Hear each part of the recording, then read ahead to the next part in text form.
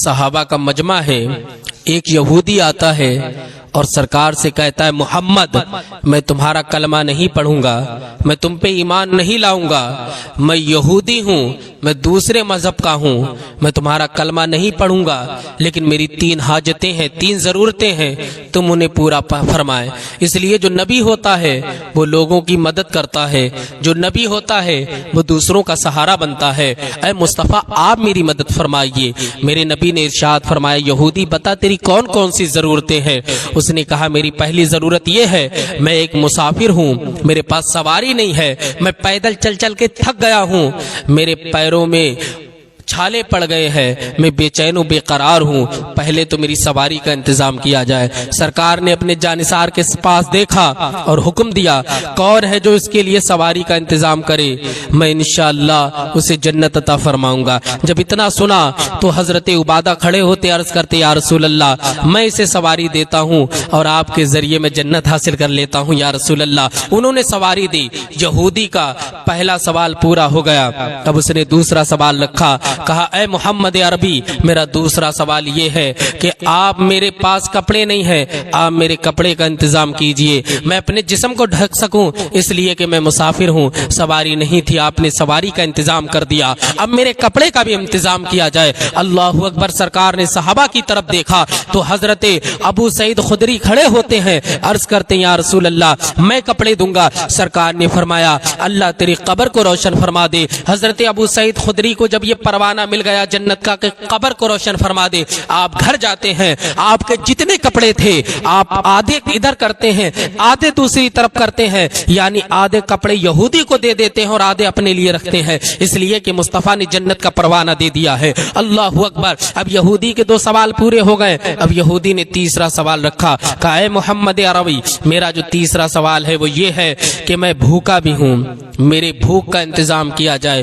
ताकि मैं शिकम सैर होकर के खाना खा लूं, मैं बहुत भूखा हूं, कई दिन से मैंने कुछ नहीं खाया है। जब सरकार ने इतना सुना तो सरकार अलैहिस्सलाम चूंकि जाहिरी जिंदगी आप फाका कशी से गुजारते थे, आप जो थे वो कई कई दिन खाना नहीं खाते थे। अब यहूदी की यह फरियाद सुनी, चूंकि सहाबा भी मस्त बेखुद थे अपने यार को देखने में, वो दुनिया की दौलत और दुनिया की सरबत और माल ये ज्यादा जमा नहीं करते थे, वो तो अपने रब की रजा तलाश करते थे, वो काम करते थे जिससे अल्लाह पाक राजी हो, वो काम करते थे जिससे मुस्तफा जाने रहमत की रजा उन्हें नसीब हो जाए।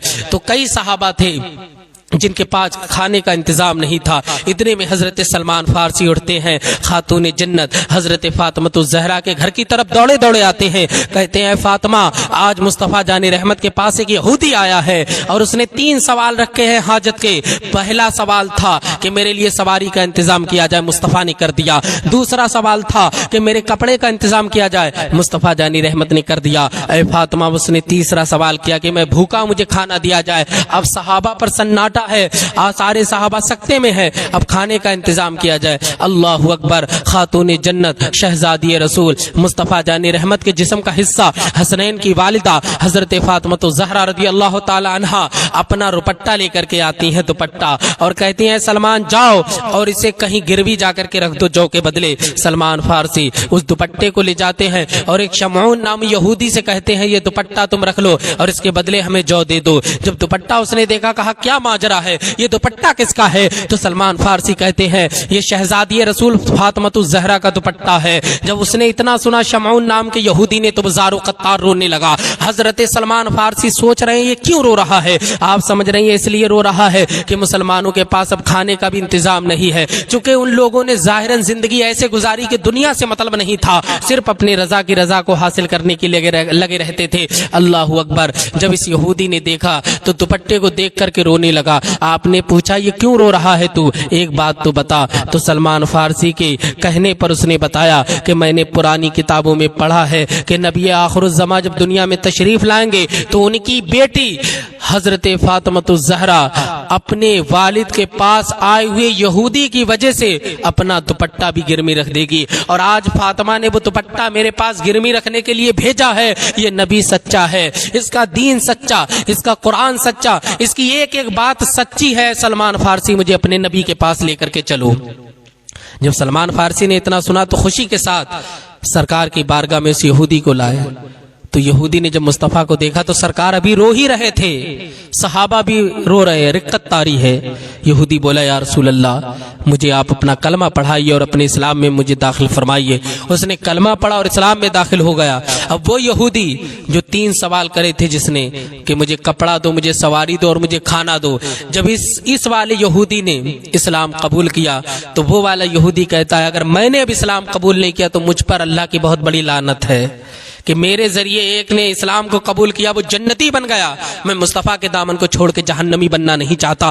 اے مصطفیٰ جانی رحمت آپ مجھے اپنا کلمہ پڑھائیے اور اسلام میں مجھے داخل فرمائیے۔ اس نے بھی کلمہ پڑھا اور وہ بھی اسلام میں داخل ہو گیا۔ میرے مصطفیٰ جانی رحمت جو بھی پریشان تھے اب سرکار کے چہرے پر خوشی آ جاتی ہے، سرکار مسکرانے لگتے ہیں، حضرت فاطمہ الزہرا بھی مسکرانے لگتی ہیں، سارے صحابہ مسکرانے لگتے ہیں، اس لیے کہ مصطفیٰ جانی رحمت کو اسلام میں کوئی داخل ہو یہ مصطفیٰ بہت پسند فرماتے تھے، کیونکہ اسلام میں زور نہیں ہے، جبر نہیں ہے، تلوار کے ذریعے نہیں ہے، یہ تو اخلاق کے ذریعے پھیلا ہے، یہ لوگوں کے ساتھ صلح رحمی کرنے کے ذریعے پھیلا ہے، یہ لوگوں کے ساتھ اچھا برتاؤ کرنے کی وجہ سے اسلام پھیلا ہے۔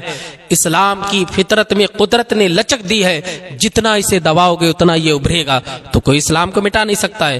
اللہ رب العزت